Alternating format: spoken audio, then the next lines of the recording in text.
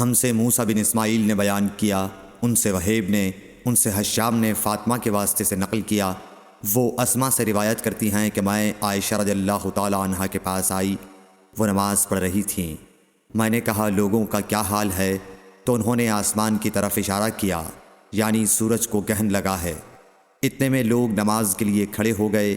حضرت عائشہ رضی اللہ تعالی عنہا نے کہا اللہ پاک ہے۔ میں نے کہا کیا یہ گہن کوئی خاص نشانی ہے؟ انہوں نے سر سے اشارہ کیا، یعنی ہاں۔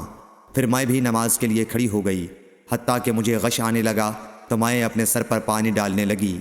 پھر نماز کے بعد رسول اللہ صلی اللہ علیہ وسلم نے اللہ تعالیٰ کی تعریف کی اور اس کی صفت بیان فرمائی۔ پھر فرمایا جو چیز مجھے پہلے دکھلائی نہیں گئی تھی آج وہ سب اس جگہ میں نے دیکھ لی، یہاں تک کہ جنت اور دوزخ کو بھی دیکھ لیا، اور مجھ پر یہ وحی کی گئی کہ تم اپنی قبروں میں آزمائے جاؤ گے۔ مثل یا قرب کا کون سا لفظ؟ حضرت اسما نے فرمایا میں نہیں جانتی۔ فاطمہ کہتی ہیں یعنی فتنہ دجال کی طرح آزمائے جاؤ گے۔ کہا جائے گا قبر کے اندر کہ تم اس آدمی کے بارے میں کیا جانتے ہو؟ تو جو صاحب ایمان یا صاحب یقین ہوگا۔ کون سا لفظ فرمایا؟ حضرت اسما نے مجھے یاد نہیں۔ وہ کہے گا وہ محمد اللہ کے رسول صلی اللہ علیہ وسلم ہیں، جو ہمارے پاس اللہ کی ہدایت اور دلیلیں لے کر آئے تو ہم نے ان کو قبول کر لیا اور ان کی پیروی کی۔ وہ محمد صلی اللہ علیہ وسلم ہیں۔ 3 بار اسی طرح کہے گا۔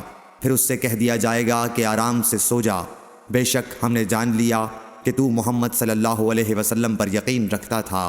اور بہرحال منافق یا شکی آدمی، میں نہیں جانتی کہ ان میں سے کون سا لفظ حضرت اسما نے استعمال کیا۔